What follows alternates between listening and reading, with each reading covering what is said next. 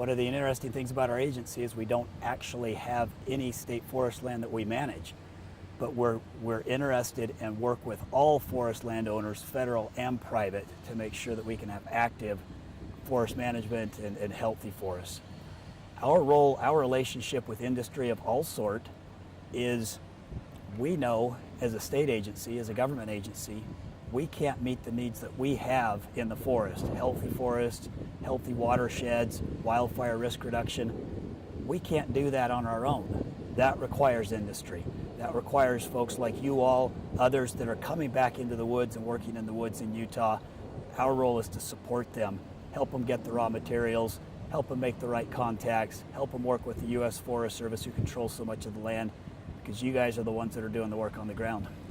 Yeah, the role in the long term for managing all of our forest lands in Utah, we have to work together.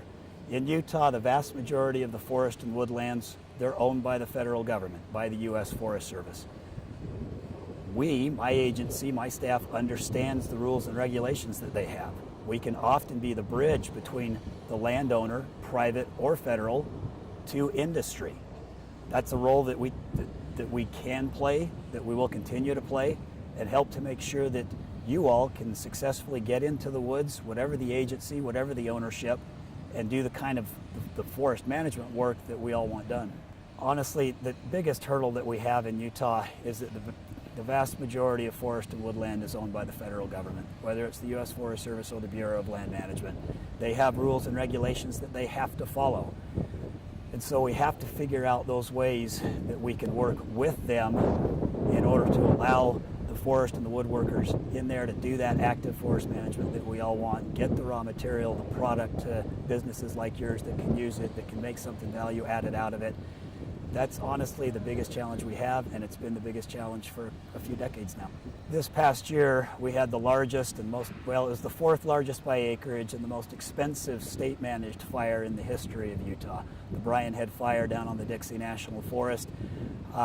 It was a catastrophic fire, and it's cost the citizens of this state an immense amount of money. Those kind of things, fires are going to happen. They don't have to be as bad as the Brian Head Fire was.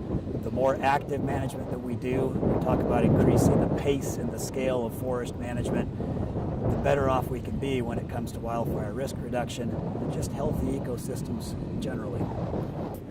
Traditionally, this would have not much value, but what's outstanding about the work that you all are doing and some of the other companies that are here in the state, you guys are finding value for something that maybe in the past has been worthless. That can help us as a government agency continue to pay for the work possibly that needs to get done on the ground, or change the economics in a way that we can try to continue to get more acreage treated out there.